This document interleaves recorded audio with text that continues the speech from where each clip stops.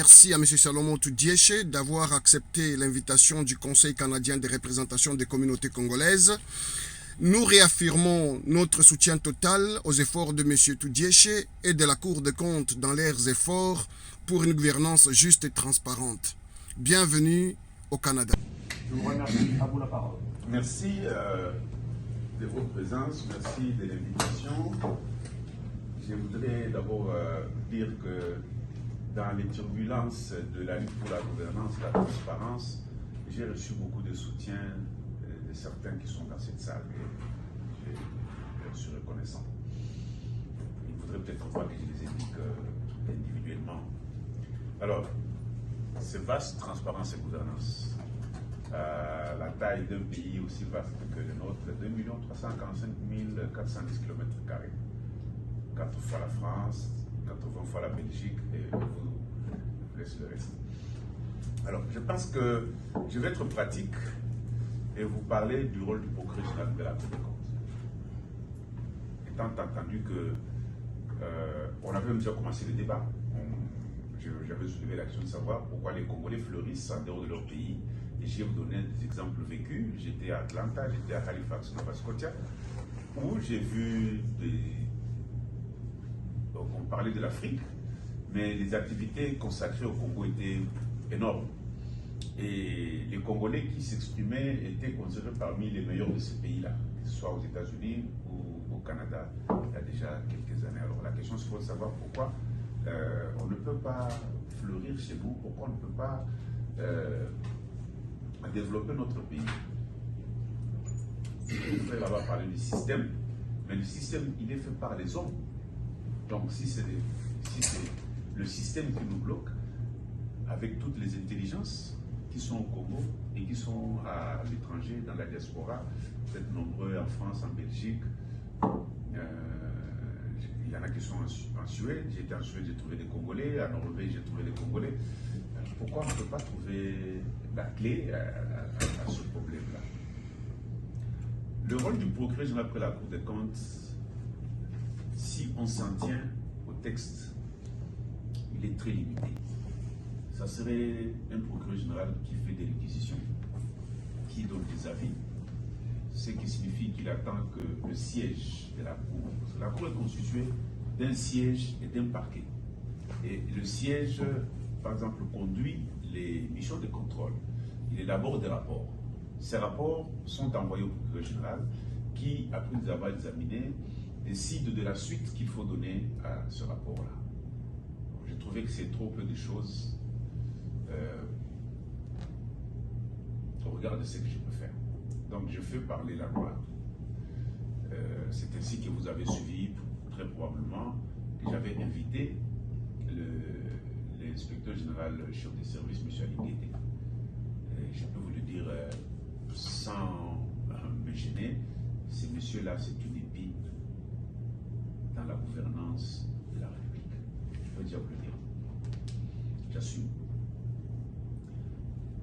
La loi prévoit que le procureur général saisisse le siège, soit à l'initiative des ministres, notamment les ministres des Finances, M. Budget et les autres ministres intéressés, mais il peut aussi recevoir des dénonciations. Donc les dénonciations peuvent venir des citoyens, des organisations des citoyens.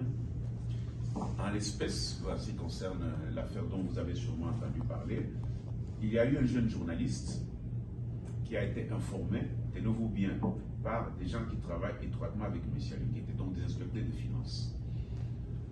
Et il s'agissait de quoi? L'inspecteur général des finances avait diligenté un contrôle auprès de la GCAMI.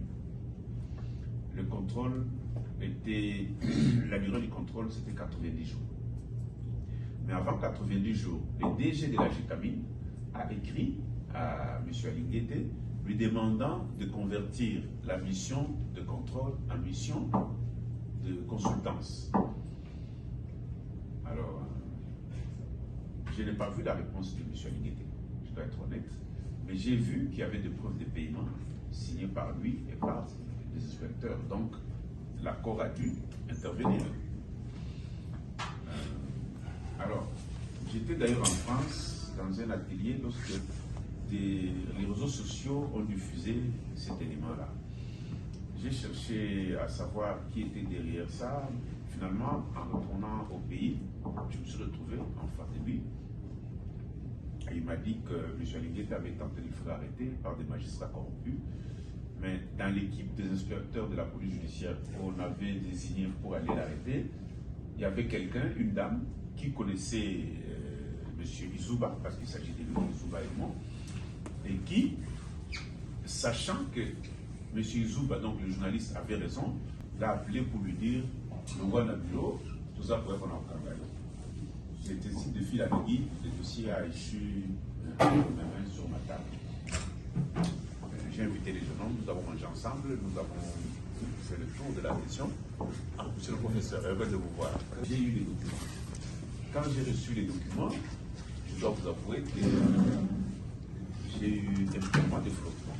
Je me dis, mais le monsieur qu'on met en cause, le chef de l'État l'encense publiquement. Non seulement chez nous, mais également à l'étranger. Qu'est-ce que j'ai fait? Alors là, je n'ai pas beaucoup hésité. Je dis, le même chef de l'État m'a désigné pour faire un travail. Et ce travail-là, c'est cela. J'ai réuni les magistrats du parquet, nous avons fait le tour de la question. Et les gens étaient très excités parce qu'il y a très longtemps que les gens ont fini par considérer que M. Alingueta est au-dessus de la loi. Il est dénoncé régulièrement et pour des grosses sommes, et rien jamais n'est fait. Alors, on a essayé d'être professionnel, pas émotionnel. On a passé en revue, on a dit non, c'est fondé. Et nous sommes allés très vite parce que pour saisir la chambre des disciplines militaires et financières, et l'un des résumés, je me souviens, il ne faisait pas plus de 5 lignes. J'ai écrit au premier président pour lui dire que je ne peux pas, le procureur général, il ne s'agit pas de moi, le procureur général peut s'appeler Goudimosi, Goudiangani, Kayembe, Chimanga, peu importe. Le procureur général ne peut pas s'appuyer sur des résumés élaborés par d'autres personnes pour fonder son action. Ça serait irresponsable. Je l'ai invité à m'envoyer correctement les rapports. Et j'ai ajouté dans cette lettre, quand l'inspecteur général des finances, en tant qu'il est officier de police judiciaire, c'est au procureur général qui doit envoyer ses rapports. Il doit en réserver une copie au monde entier. À ce jour, le président n'a jamais répondu à cette lettre-là. Par contre, un jour, il est venu dans mon bureau. Il a même failli me faire rater un vol parce que je devais voyager pour me dire, mais comment vous avez écrit en réservant copie à tout le monde? Moi, je dis, non, c'est normal. Vous avez écrit en réservant copie à tout ce monde-là. La courtoisie élémentaire, c'est celle-là. Je dois, en vous répondant, leur réserver ces copies. Vous savez ce qu'il m'a dit? Mais Bango Beba qui était quelque chose rapporté. Vous voyez? Je lui ai dit, mais l'autre jour, ils peuvent se demander si j'ai fait des rapports que vous m'avez prétendument envoyés. Donc, il y a, vous voyez un peu comme ça. Ça, c'est d'un côté. De l'autre côté, la Cour des comptes n'arrête pas. La Cour des comptes est une juridiction administrative. Lorsque, à l'occasion de notre travail, nous découvrons des faits à caractère pénal qui peuvent donner lieu à arrestation, nous passons la main. Nous saisissons le ministre de la Justice. C'est un recul parce que dans la loi de l'époque de Kengo, on saisissait directement le procureur général de la République. Donc actuellement, nous aurions dû saisir le procureur général près la Cour de cassation pour qu'il désigne le parquet approprié qui peut faire ça. Donc nous n'arrêtons pas. Donc j'imagine que quand il dit que la Cour n'arrête pas, il veut parler de juridiction de l'ordre judiciaire. D'ailleurs, je crois savoir que à un moment donné, lui-même allait directement vers les cours des tribunaux. Il avait été interpellé par le procureur général de la Cour de cassation, Firmin Vondé, qui l'a ramené un peu. Alors, donc, la Cour des comptes n'arrête pas. Lorsqu'elle constate qu'il y a des faits à caractère criminel, elle les défère au ministre de la Justice, qui doit saisir les juridictions.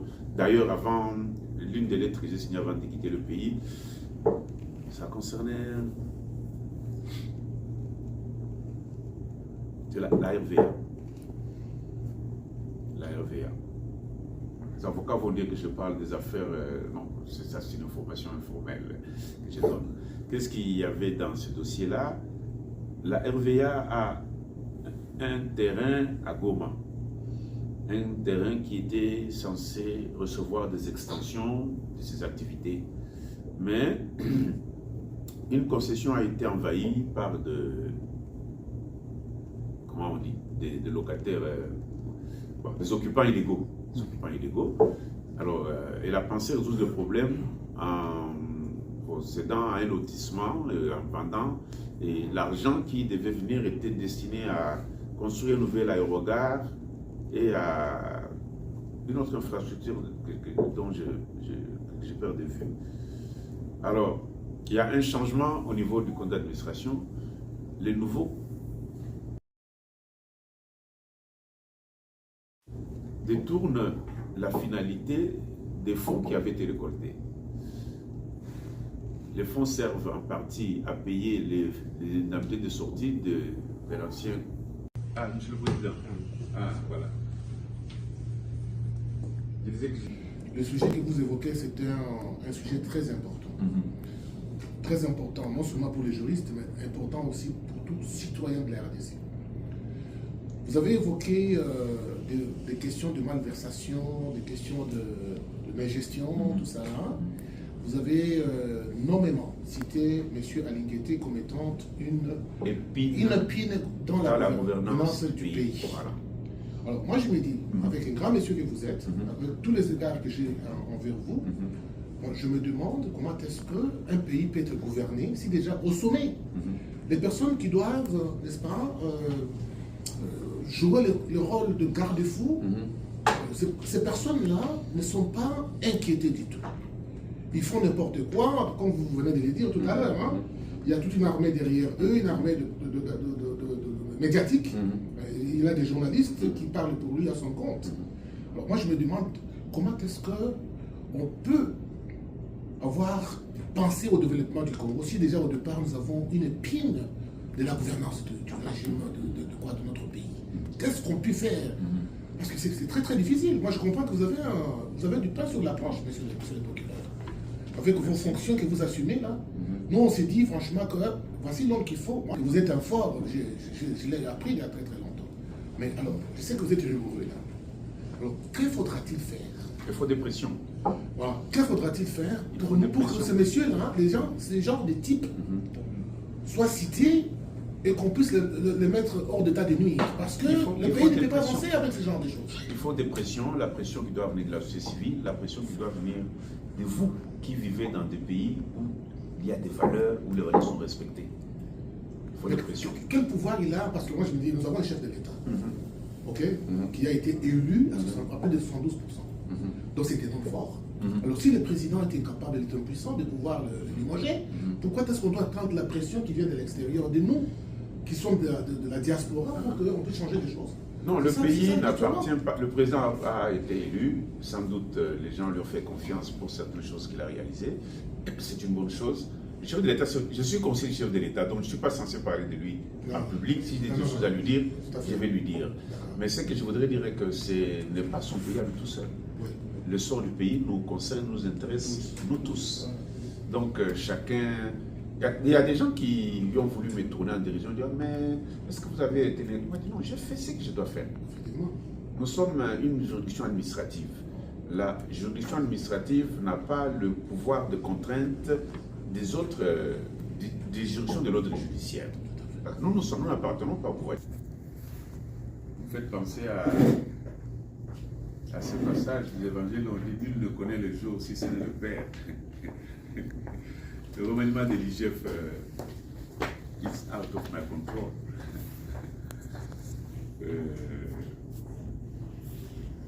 Comme citoyen, je vous ai dit et j'assume que la liberté est une épine.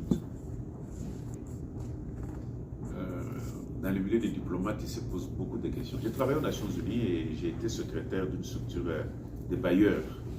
Donc j'ai encore des contacts. Il y a beaucoup de questions qui se posent à son sujet. Mais comme je l'ai dit, moi je fais confiance au chef de l'État. En temps voulu, il fera ce qu'il doit faire.